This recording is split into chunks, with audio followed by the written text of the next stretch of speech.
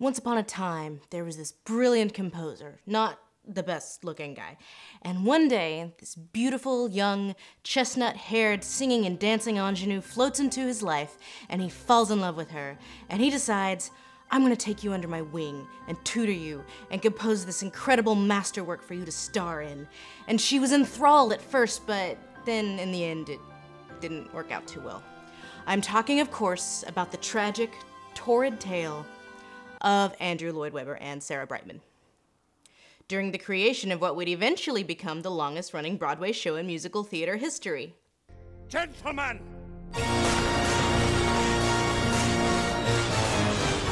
Lord Andy decided that his version of Phantom of the Opera would feature the angle of, hey, why don't we look at the things from the Phantom's point of view, okay? You know, he has needs too, alright? Maybe he's not the best looking guy, but he's a really talented composer, and he just wants to compose things for his precious lady love who is way too young for him, but is maybe kind of talented, maybe not that talented, but he thinks she's really talented, okay? But that wasn't so innovative. Brian De Palma did that too. What was Andrew Lloyd Webber's really big innovation? That huge $1 million idea that finally elevates Phantom of the Opera to blockbuster status is that the Phantom is no longer a Gollum-y wretch, but a misunderstood stud, and that Christine's kind of into it. Grasp it, sense it. You could call this stage musical a culmination of all of the previous versions, because it takes inspiration not just from the book, but almost everything else that came before it. Phantom continues to be a cultural phenomenon to this day because of the stage musical, which is still running. Has your mom been to New York and seen exactly one Broadway show? She's seen Phantom. Or The Lion King. Everyone's mom and all the sad teenage girls love Phantom of the Opera. Not that I would... No. But in a post-Broadway musical world, Phantom of the Opera wasn't something like, say, Avatar. You remember that James Cameron movie? It wasn't a trend that came and went away. It's been here pretty steadily for the last 30 years. And this is honestly kind of difficult to keep this to a character profile, even more now than the last episode, because the character is so tied in with the franchise, but I will try to restrain my tangenting ways. Here we go. Phantom of the Opera, after Lloyd Webber.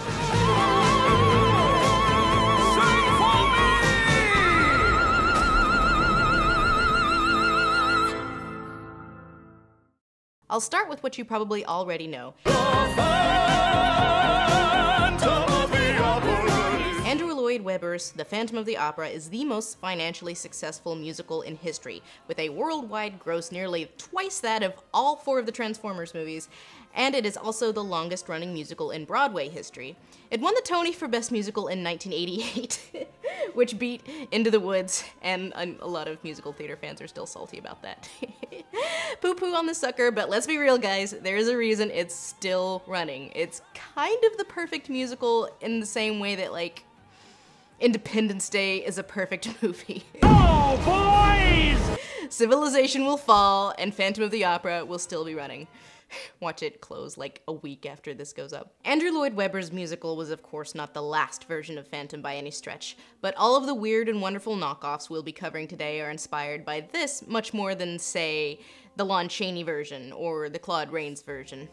After the musical, we start seeing that half mask, right here, as the iconic thing rather than like the full mask as we would see before. Even though the full mask is on the official logo of the Broadway musical, this comes from the logo being set in stone before the wardrobe was, and that half mask, that was because Michael Crawford's microphone didn't jive with the full mask, and so the half mask and the deformity were kind of built around the microphone. Costume design from adversity. What makes this version work the best is the fact that the Phantom isn't in it all that much. A little goes a long way, but when he is in it, oh, the feelings! Christine unmasks him and he flies into a rage. This loathsome gargoyle.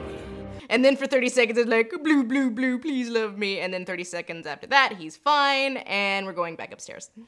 And this is one of the things that is so difficult for film adaptations to capture. The musical format allows these mood swings to work in a really, really compressed amount of time. That's part of why Les Mis the musical works so much better than Les Mis the movie musical. But we'll get to the movie musical later. As always, Eric is an emotional mess in the stage musical, but how this is played, the characterization, really is based on the actor. For instance, a guy like Hugh Pinero is more on the I'm evil end, and guys like John Owen Jones are more on the sud puppy end. Norm Lewis kind of gives him a more dad affect, and Ramin Karimloo, he just has a lot of feelings, okay?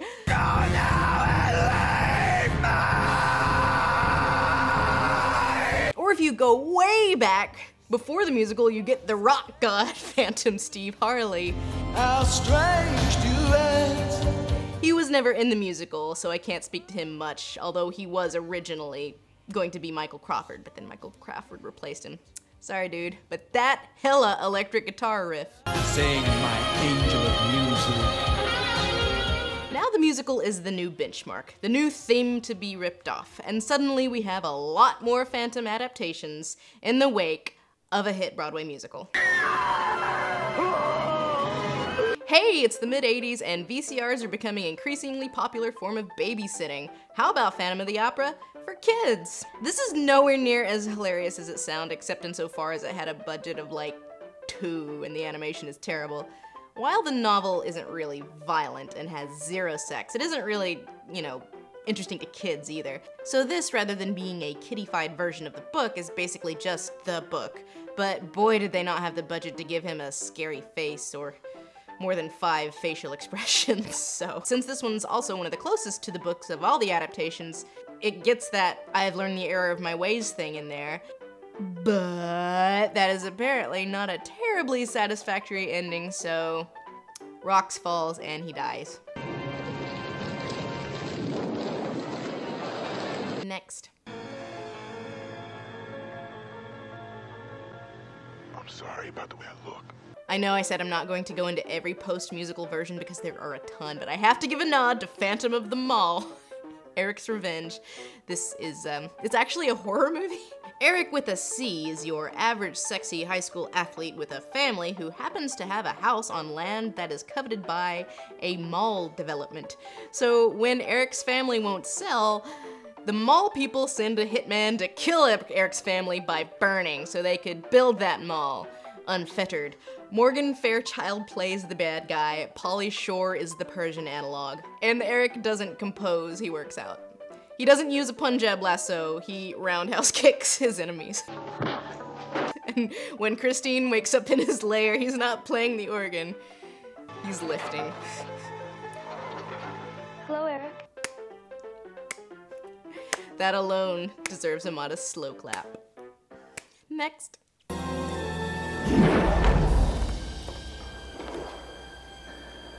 Yes. People are often surprised to learn that Freddy Krueger himself, Robert Englund, starred in this version at the height of both Nightmare on Elm Street and the popularity of the Broadway musical, and it is a shameless ripoff of both. This one includes the odd element of Christine being a modern, who is like the reincarnation of 1880s Christine, and she goes back in time to relive the whole Phantom thing. Why the modern plot is in there, I don't know. This Eric has sold his soul to the devil. See, he's a great composer, but the soul selling made him ugh, so he kills people every few days or so and sews skin onto his Freddy Krueger face. He has bad puns like any Freddy Krueger. You're suspended.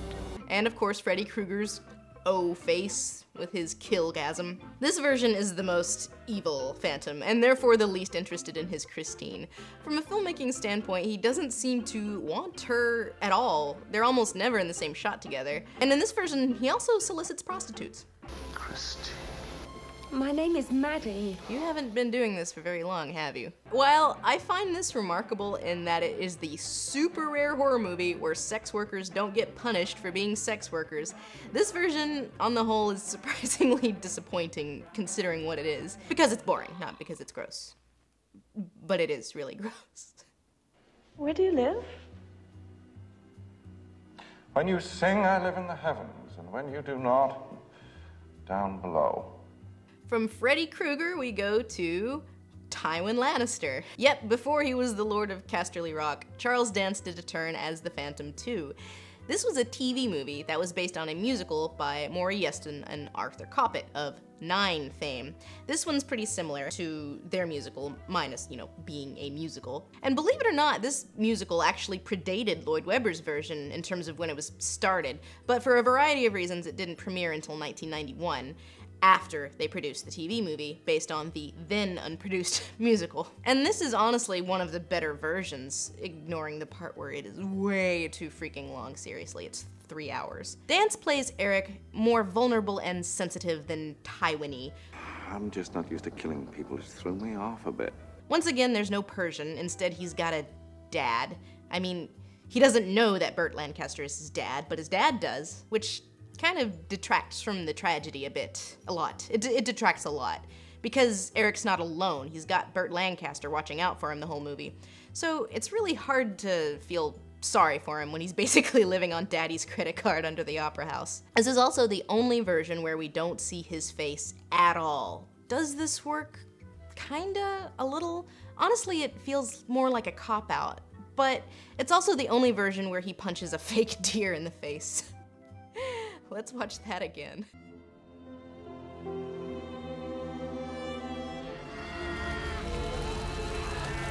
Dario Argento's Italian horror version, aka the version with the rat sex scene, aka the absolute worst one, period. This one makes the 2004 movie look great. Remember how in Batman Returns, the penguin was raised by sewer penguins? Well, this Phantom was raised by rats. Also, he's not deformed at all. Struggles, it's an internal kind of ugliness, I don't know. I assume he looks normal because the director didn't want to have a hot, steamy sex scene starring his actual IRL daughter with an Uggo. He's also the only version that just straight up rapes his Christine, so keeps racking up the worst one points, worst one. In fairness, being raised by sewer rats makes a tiny bit more sense than sewer penguins. Boy, does this Phantom love him some rats. And he will murder you if you come after his rats. And in the end, Christine's really hot for him, but... Christine! Oh no, not my raised by rats rapist. Okay, but now, we're really gonna get into it. You have come here for one purpose and one alone. Woof. Joel Schumacher of Batman and Robin fame was always Lord Andy's top choice to direct, because Lord Andy is the grand poobah of terrible decisions once he's old enough to start drawing retirement. And boy could I harp on the technical ineptitude of Joel Schumacher's filmmaking choices in this shitstorm of a movie, but let's stick to the topic at hand. And I know a lot of people like this version, so if you don't want to watch me rag on Gerard Butler for 5 minutes, just skip to this time code here. The movie adaptation of the Broadway musical features Z-grade Tom Waits impersonator Gerard Butler as the most bewilderingly miscast Phantom yet. When you look at the other Phantom adaptations, at least some of the worst ones, at least they knew what they were going for. They had a vision and they stuck to it. What the hell were they thinking trying to fit a Gerard Butler-shaped peg into a person who can sing-shaped hole? This is the point of no return! What raging fire shall flood the soul? What raging fire shall flood the soul? What raging fire shall flood the soul? Curse you! You little lying Delilah! Curse you! You little lying Delilah! Curse you! You little lying Delilah! Darkness deep as hell! Deep as hell! Deep as hell! Here is where Gerard Butler belongs. Or here. No, no, no. Yes? No. No, God, no. Okay. Focus. Ignoring the fact that the man with the perfect tenor cannot sing, I wouldn't characterize Butler's Phantom as particularly sexual either, possibly owing to the fact that our lead actress was underage at the time, but his Phantom is more of a petulant child. In no other version, for instance, does he play with dolls. Like, Where did this come from? Though the relative sexlessness may be part of the draw in the same way, you know, Edward Cullen is a draw, this movie fixes a lot of the logical problems from the musical, but then creates all new ones. The big addition in the movie is a sword fight between Eric and Raoul, which Raoul promptly wins. God, how did you survive on your own this long, dude? That shit is caught. You have been caught. No, apparently not. Now, let it be war upon you both. And then the very next scene, Raoul's like, and now I know how to catch him. To ensnare our clever friend. So during the scene featuring Dread Pirate Roberts and the tango dancers, oh god. This fucking movie. So, after Dread Pirate Roberts and the tango dancers in front of the PA waving flames in the background, Christine rips off his full head of hair to reveal another full head of hair and a deformity that amounts to, like, I don't know, maybe he had some shellfish that didn't agree with him. This face the infection which poisons our love. She's like, really? That's what you're all worked up about? This is your reason for abandoning society? This is what got you caged and put in a freak show? Like, you got stung by a bee, you're fine. You get the impression that Butler knows his deformity is not even really a deformity because he really tries to compensate with ultra crazy face, but really nothing compelling or tragic here when she kisses him. I'm glad you can bear to kiss me despite my pink eye. And the beat of him letting her go is apparently not enough to impart his man pain for Joel Schumacher. Oh no! This movie ends with him breaking all of the mirrors. Every single one. Metaphor. So, as watchably awful as the 2004 movie is, the rabbit hole goes deeper still as we reach the coup de grace of this whole shit show, the piece de resistance, the movie did okay. I mean, it got a theatrical release. And the show is now the longest running one ever, so did someone say sequel?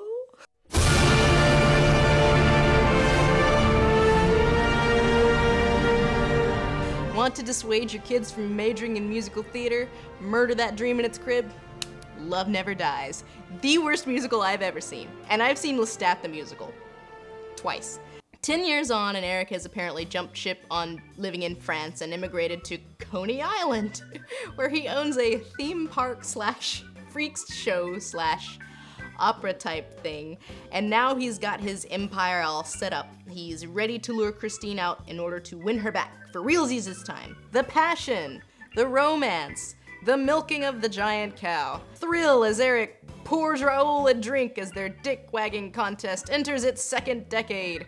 Real as Eric and Christine sing a song about how they had sex that one time, off-screen somewhere. And I caught you. I kissed you. And I took you. I begged you. The version you can find on DVD, by the way, is basically version like 35.6.0, as the show was workshopped a lot. So this isn't really even the definitive version, it's just a version. Instead of The Phantom, he goes by Mr. Y. Mr. Y welcomes you! So Christine and the fam come to Coney Island because they need money, and this might seem petty in the grand scheme of the show's shittiness, but how does Christine not immediately recognize that something is wrong when a Tim Burton carriage pulls up with Alan Cumming and Uncle Fester in tow? Climb aboard! Did somebody call for a nightmare? As soon as Eric gets her alone, they sing this 10-minute dirge about how they had sex once. As you do. Then, surprise, guess whose kid that is? 10 years old! So, Eric, let's ask the serious question. What's different from the first musical? What's missing? He is a jerk-ass in both of them, sure, but in the first one he's sympathetic because he's deprived. And while his actions aren't condonable, they are still motivated. In Love Never Dies, the Phantom has A, a huge support network, B, successful business, C, lots of money, D, already banged Christine, E, a fucking kid he didn't even have to raise, F, is a massive asshole anyway. Or your progeny may disappear. Our hero threatens to murder Christine's child. So romantic! Leaves her crying. What a man. I guess 50 Shades of Grey fans would like it. It's like it took everything about the first show that made it work despite itself and chucked it out the window. He basically ruins all of the other characters' lives, Heathcliff style. But he's our hero now. To be fair, I'm at a loss as to where the story could have gone. The story of Eric and Christine is done when he lets Christine go. It is emotionally complete in a way that not many stories are. Continuing the story of Eric and Christine is just redundant. It's over. The mere existence of love never dies makes the story beat of the Phantom putting someone else's needs before his own just destroys it. Just gone. Bye. Phantom's character arc, in the good versions anyway, is about maturation. He is a genius in some regard, sure, but in the realm of interhuman contact, of love, he is a child. He never made it past toddlerhood. Now let it be war! Upon you both! Oh sure, just because I'm shooting fireballs at you, you abandon me. Well fine, I'll kill everybody. Because he's never been shown love or compassion himself. Other people are basically toys to him. That's kind of a thing that happens. So the act of him letting Christine go is the first time in his life that he really recognizes someone else's humanity.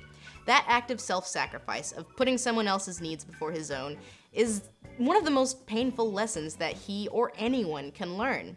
That is adulthood. The world show no compassion to me!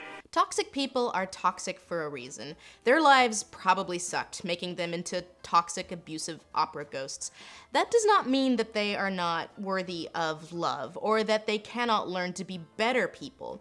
But just because your life sucked doesn't mean you can march up to people and declare that they owe you something. So while many claim that it's this tragic story about repressed sexuality or something, I don't see it that way. I see it as a coming-of-age story for a 50-year-old man, which is why I see Eric voluntarily letting Christine go as such an important character beat. That is the moment he finally grows up, the moment he realizes that, yeah, his life has sucked, but that doesn't give him the license to make people his playthings. So, fuck Love Never Dies, and it's stupid existing, but I highly recommend it for your bad movie nights. It is pretty hilarious-awful, bad-larious. So, to conclude, is there a really great version of The Phantom of the Opera? No. But there are compelling versions. Obviously, this is all very subjective, but because people ask, for my money, the 25th anniversary live at the Royal Albert Hall version is pretty much the closest to a definitive version you're gonna find. Ramin Karimloo and Sierra Boggess are my favorite Phantom and Christine, respectively, and here they are at the same time. And it is far from the deepest musical you're ever gonna find, but I'm just saying, it's still running for a reason. So, that wraps up my Phantom opus, maybe? Like I said, I could go on. But we're going to move on from that topic. The voted theme for the next round is historical people that actually existed and got fictionalized. Yeah, so here are your options. Vote well, vote strong. You can do so here.